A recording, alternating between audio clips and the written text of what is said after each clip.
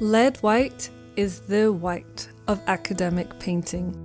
However, it is very toxic, containing lead, and due to this reason, it is becoming increasingly difficult to find.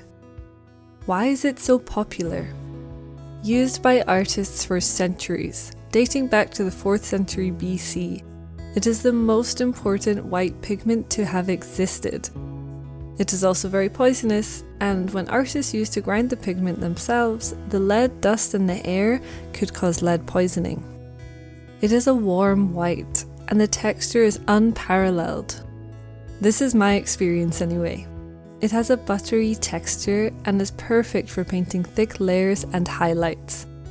It has now been banned in many countries due to its toxicity. When I studied in Florence, Italy, it was readily available in art supply stores, though I have found it a bit difficult to come across in the UK. In the UK, it's supposed to only be available to picture restorers. Depending on your country, lead white may or may not be available to you.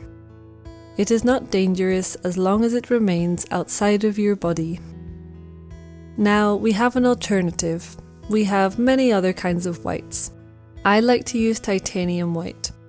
It has a cooler tone and is readily available to buy.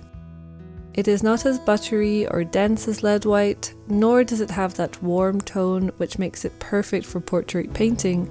However, it is easy to find, and it is the one that I use most of the time.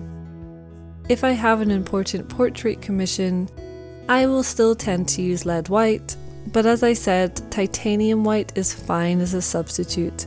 It is also a lot cheaper than lead white, which is a very expensive pigment. I like to use the Winsor & Newton titanium white.